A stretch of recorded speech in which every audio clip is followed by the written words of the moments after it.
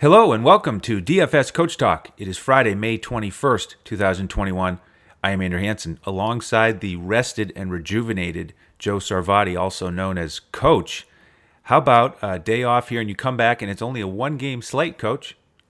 I mean, it's crazy. It's like what? But then again, you look at the other side and you get 15 MLB games right in the teeth. That's So right. that'll keep you on your toes. Plus, we've got all the PGA Championship action going on, which is another great thing. But thanks for doing a great job yesterday. It definitely was a refresh.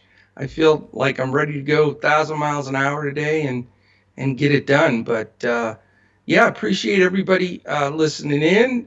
Also, if you're watching this on YouTube right now, please hit that thumbs up. Hit the little uh, subscribe button is what I'm trying to think of, and the alarm up in the corner that lets everybody know that when all these podcasts comes out. But yes, very excited. Memphis Golden State. You lose, you're out. What's your take on these playing games now that we're down to the last one? I love it. I like the system. I like how it encourages teams to push more towards the end of the season, right on the fringes. You get the extra drama and excitement of seeding. It hasn't quite lived up really. I guess I'm fresh off of last night with the blowout, which Yeah. which hurt us a little bit. It was kind of a min cash type night where we didn't get the monster minutes and output from Westbrook. We had Brissett in there and he didn't get the big minutes because of the blowout. So, I was banking on that being a closer game, and it would have been a lot more fun to see some drama in that one. But Right. this game, hopefully, we'll get that. We saw a great battle with them on the last game of the regular season. Pretty tight spread here, 4 points on BetUS.com.pa, our presenting sponsor. So, we'll see. The jury's out. If we can just get some tight finishes here, then I'll be excited. I'm with you. I mean, I know that it's getting trashed by tons of people, and there's some players and coaches that don't like it. I think it's great. I mean, look at what the situations we had down the stretch. Almost every team, but three or four in each conference, were alive in the last couple of days of the season. They were all jockeying for position. Nobody even brought up tanking because that's usually such a subject the last couple of weeks of every season. So I thought it reached its purpose. I like that it gives teams opportunities. And yes, unfortunately, we had the great LA Golden State game, but the other games have sort of all been blowouts, which is really weird because these teams are all, have almost the identical records. But, I think we're going to get a good one tonight, though. I think this is going to be a close game, hard fought game, two teams, that are right on the cusp of getting in or out. And I think we're going to see a good one. Well, let's get folks ready for DraftKings and FanDuel. Starting on that Memphis side, how are you breaking down the Grizzlies side of things? Well, it's funny. I think the Grizzlies can win this game. I know a lot of people think that Golden State's just with Curry and everything in the shooting, they're too good, but they're only a 4 point favorite. So Vegas obviously isn't like sold that Golden State's an easy winner here, because usually you get a couple of points for being at home. So even they think it's a tight game, and you've got the wild card of Brooks. And I've been talking about him a lot because he's the key to that team. Yes, Ja is phenomenal and Joe Val's phenomenal. But if Dylan Brooks wasn't the dog he was on defense and hit some big shots, they wouldn't be in this position. And, look, this last game, we talked about it a lot that, he's going to give DeRozan some trouble because he gives everybody trouble. And he did. DeRozan played his tail off. He ended up doing okay, but I think he shot like 25%, and that was simply because Brooks busts his tail. So my thinking, Andrew, is Brooks is going to do the same thing with Curry. Now, Curry's a tougher guard because he's coming off 8 million screens and curling, and he needs about a tenth of a second to get a shot up. But I do like the fact that you would think Brooks can keep him from one of those 40 plus real point kind of games. What do you think about that matchup? Well, I mean, it sounds good because Brooks is so physical and intense and aggressive, but they didn't get it done the first time they saw Curry. And it's funny how these Yeah. teams played three times. The first two, Curry was out, and Wiggins went off the first game for 40, which was a surprise. And then he had 20 the second time, and Poole, as a starter, scored 26. And then, that last game of the regular season, Steph did put up 46. And I know. it was the first time they saw him. So, dealing with him in the flesh, so to speak, maybe they're able to do a little bit better this second time around. But, I think I'm going to bet on Steph today. I plan to have him in Are my you? lineups. Yeah. Yeah, I mean, it's hard not to. I mean, he's been on such a run, and I get it. And you know, I he still may have 35, 38 points, and then assists, steals. I mean, he still may be imperative. I certainly agree to having your DFS lineup, but for the game scripting of it, I I know what's taking place in these other games, but I just feel like he's gonna not become not playable in DFS, but I think it's going to create somebody else having to step up from Golden State, and that's what I'm trying to come down to: is it going to be Wiggins? Is it Draymond? Who is it that's going to be that second banana to Curry that is going to definitely have to pick up some extra shots and play with a guy like Brooks guarding him? And we talked a little bit about this before the podcast, and really the way these lineups build out is you sort of have two options, and I'll let you speak to that too. And it's do you roster the two studs that have been murdering the DFS world with their points in Steph and Joval, and then fill in with a couple of what do we used to call them, undesirables? Yeah, right. Or do you go that route, or do you sacrifice and sit one of the studs, Curry, Joe Val, and then be able to load up with the second flight guys like, Wiggins and Ja? So, man, I'll tell you, I'm interested your take on that, because I do think this game is going to be close. I'll give you a couple of the stats real quick and then get your response to that, because that I think is the key to determining which way you want to go on your build. But it is Golden State -4, 220.5. Pace, fast teams, 8 and 3rd, but really good defensive teams, 6th and 5th. So two of the combination of speed with ranked defense, these are the top two in the entire league. Nobody would believe that, but it's the truth. The two teams that have the combined fastest pace with best defensive efficiency are these two teams. So that makes for an interesting game. But neither team is very efficient on the offensive side, with Memphis 15th and Golden State 19th. So that is really an odd set of statistics that you don't normally see together, and really doesn't give you much to go off of as far as additional strategy based on the statistical analysis. The same guy, McDermott, who nobody knows who he is still out for Memphis. And then the important two for Golden State remain out, Lee and Oubre. So how are you initially looking at your build here, Andrew? Yeah, I agree. I think that's the key question. And for me, I'm leaning towards Steph being a lock and Joe Val being the question mark. And he has Okay. been terrific lately. He's been showing his potential. I mean, 50 or 60 fantasy points. We know he has it. Regular season, you just on a nightly basis cannot trust him. He gets in foul trouble. He does get in foul His trouble. minutes are reduced. Right now, he's playing to his potential, and so it's hard to think about fading him. I think that that's the key consideration for me, especially in GPPs, is maybe this is the time to get off of Joe Val. And he was awesome against the Spurs. He was awesome against Golden State right here in the regular season finale with Yeah. Looney out there, which it surprised me a little bit. I mean, I have faith in Looney as a solid defender. He's not the type. He's not a Gafford type who's going to go create his own block party in a few minutes and just light up the the scoreboard with fantasy points. He's more of a cash game, solid DFS player, just like he is on the court. He's just a Right. solid grinder, Steady. steady. Yeah. Doesn't play way above the rim, but fundamental and strong enough to give people trouble. So does he finally turn the corner a little bit here against Joval and slow him down a little bit? Is this where Joval comes back to earth and either gets in foul trouble or the ball just doesn't bounce his way?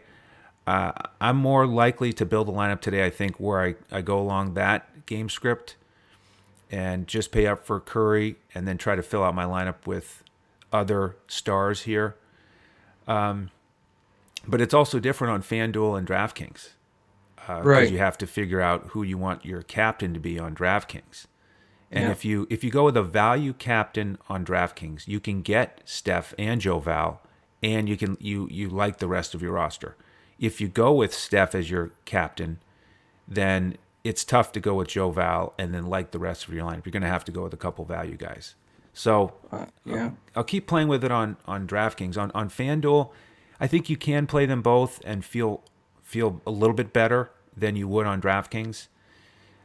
So it's going to be fun to continue to work on it here. Yeah, I mean it makes for a really exciting game and a really tough decision, to be made. Right now, I'm leaning and I'll be working on this just like you all afternoon and all the way up until lock. And feel free to join us, dfscoachtalk.com, if you want to be involved. Fridays are our biggest day every week for the 3-day pass because you get in there Friday, Saturday, and Sunday for $10. So you get all of our lineups, everything. When you become a member at Coach Talk, you get everything we offer. So you'll get all of our sports, the tons of baseball, the PGA Championship we're putting out lines tonight for the weekend only. And then, of course, the basketball action, which my favorite Saturday and Sunday of the NBA season is the first weekend of the playoffs because you have 4 games and 4 games. So you have 16 teams playing for broke. It's the playoffs.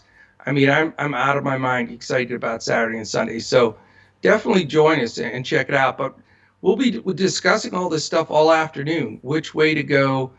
But I could tell you this, Andrew. So tell me what your opinion is here. I think I'm going to take 2 slightly different approaches, and it alludes to pretty much exactly what you just said. I think on DraftKings, I'm going to try to figure out the third guy, which is, I think, the key. Is it Wiggins or Draymond or Ja, whomever? And I'm going to use them as my captain. And then I'm looking more than likely to put Curry and Joval in there, and then going with 2 value guys. So that's my theory right now, because there are some value guys, that like Toscano Anderson, who's not super cheap, but you can go down and take a shot with a Jordan Poole or Brandon Clark. I mean, it doesn't get super pretty if you're going with those heavy hitters, but something's got to give. So that's the option I'm looking at on DraftKings right now. On FanDuel, though, I think I'm going to go either Curry Joval or Joval Curry, and then go also value plays, because I just am not convinced that this isn't going to be a good game. Like I said, I think Memphis can win it. And let's face it, if Joval has a horrible game, they have no chance against Golden State. So if my theory plays out, I think he really steps up, and regardless of Brooks, with the way Curry's been shooting the ball, a day's rest, how do you leave that guy out? I mean, it just doesn't seem.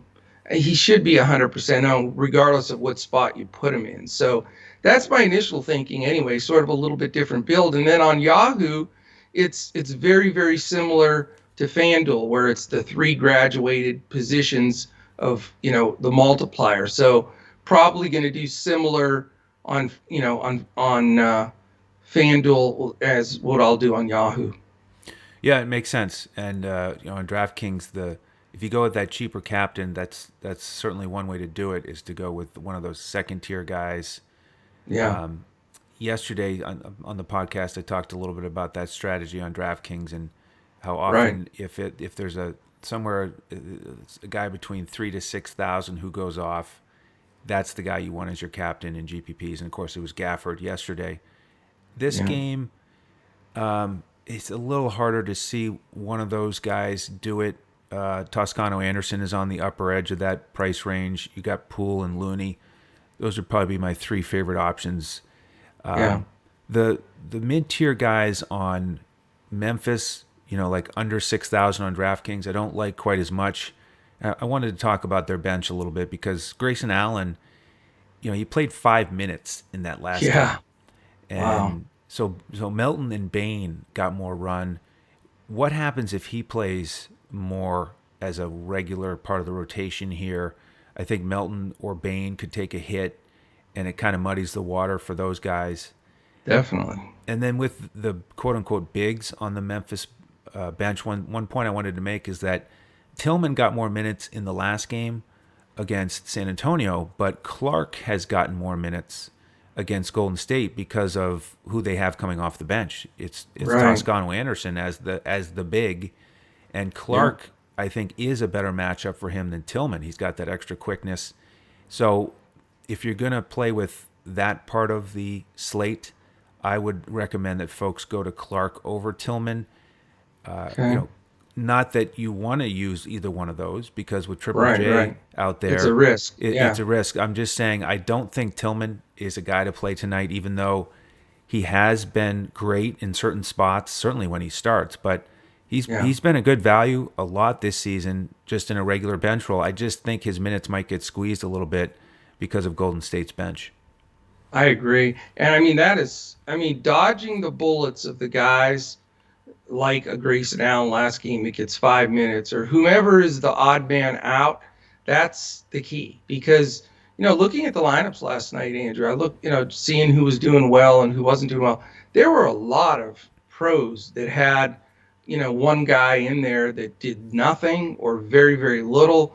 And then you're done. I mean, that's why I'm not a big fan of these single game slates. You know me, I want the additional games like the 8 teams playing Saturday and Sunday. I mean, you talk about sweet spot is perfect. But this makes it tougher because you can't make that mistake. There's no mistakes to be made, or you might as well mail it in. So, you know, that almost, talking this through almost makes me want to be even more cautious to not have to go. Because let's face it, I'll just give you a few names here.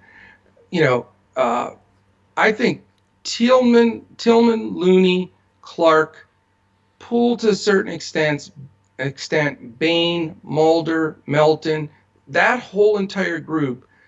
Most lineups are going to have one of those guys, and you know what? Every one of those guys I just mentioned could have 5 fantasy points.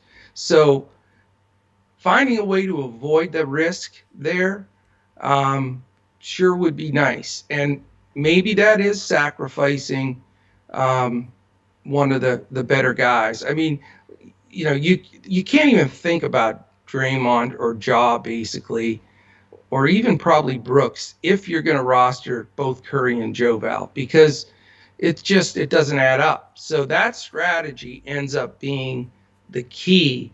But man, isn't it painful though when you have your fifth guy and you're just saying, just get his ass in there. I just need like 20, Yeah. and you can't get him in there. So I just don't want to be in that position. I'd rather have somebody, if they play like crap, okay, they played like crap, but they got their 25 minutes and I, made the right choice kind of thing. Yeah, So, yeah, I agree. It sounded like you were talking about FanDuel with that last decision with, yes. Draymond, guys like that missing out if you go with Steph and Joe Val, because then you have to take somebody on the bench who may The only get 12, undesirables. 14 Yep. minutes. The only thing I would say, though, is if you had Looney in that list, he is in a different category for me. Okay. I think he's locked in for 20 minutes, 20 to 30 minutes. When they Yeah. played at the end of the regular season, he got 31 minutes. It's Yeah. the type of matchup where they need him, his big body against Joe Val. They just don't have anybody else. And he can have some games where he's not great per minute, but with his price tag on this slate, I do like him. And he's been playing better lately. Double digit He rebounds. really has. You Yeah. know, I mean, he was cleaning up the glass against the Lakers. Yep. So I do like Looney, but all those other guys, I agree with you, are really try to avoid them if you can.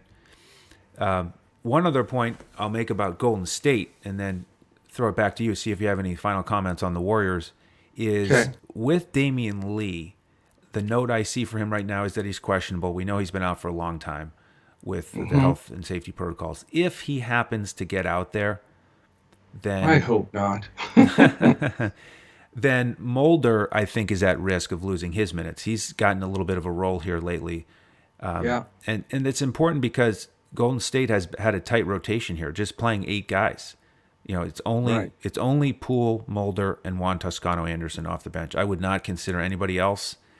And I if agree. Lee is out there, I wouldn't even consider Mulder, who isn't high on my list. But you know, if you were building a GPP and you wanted to throw him out there, he's ultra cheap. I just wouldn't do it if Damian Lee is active and he might play. I think you only would want to consider Poole or Toscano Anderson off that bench. I agree. I'll make 2 points onto the Golden State because they're going to be the pivotal guys for me. Looney, as you mentioned, has been good. I mean, but here's my only concern, and you know how I am. I hate playing guys when they come off like their only good game in a while as far as really the numbers. And the last game Looney played, he was phenomenal. He only played 19 minutes, which it seemed like he played a lot more than that. But he had his highest DFS total in his last 20 games in only 19 minutes. He had 29.1.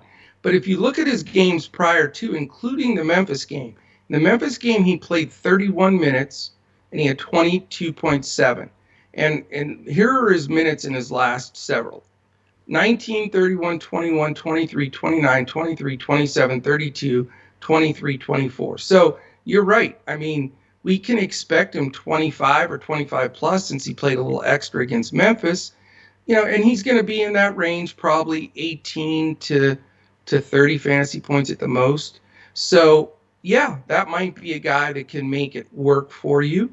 But it's not a complete slam dunk, but it's there. This is the guy that I like a little bit better. But again, I don't think Lee's possibility of playing is going to come into play here. They're not going to just throw him to the fire. I can't imagine. But Pulls the same type of scenario. Here's his minutes: 26, 24, 33, 20, 20, 33, 28. So good minutes. But you've got that one outlier game that he had against the Pelicans, 52.8 fantasy points, which we did have him that day, by the way. But other than that, it's always the same for him: 20, 21, 23, 17, 16. The last game he played 26 minutes and it was only 14.7. So that was a kick in the pants, and I had him there too. So I like him. I like his minutes are safe, but again, that's what makes these decisions so hard. I mean, if he puts another 14 on the board, that's not going to help you. But if he gets his 28 or 29 like he's gotten a few times, then you're in business. So tough calls, but I think of all the guys I mentioned, I think those are the two safest, at least for me, for cash games. Yeah, for me as well. Poole, I feel good about his minutes, his opportunities. As a scorer, to me, he has a little more volatility. He has a higher ceiling than Looney, but Yeah, a lower floor in general. You know, because Looney, if he's out there, he should get 10 rebounds. So, right. and a couple buckets. So, I think for cash, I think they're both definitely in consideration. How about the pivotal guys for Golden State, or I'm sorry, for the Grizz that we may not have touched on? You had mentioned, and I think it's a great point because a lot of people will go, right to Tillman because he's done so well throughout the year. But I agree with you. I think that's pretty scary as far as, is he going to be a go-to guy? How about the last uh, three of the last five games, Andrew? 10 minutes in this last one, 2 minutes in the game before that. And then 3 games ago, they had somebody out, so he played 31. The game before that, 5. So let me put it to you this way. Your advice is right. If everybody's playing, and right now unless there's any news that breaks, Clark is in, Triple J's in, Slow-Mo's in, Tillman's might not get in. So he's not on my list. Yep, I cross him off.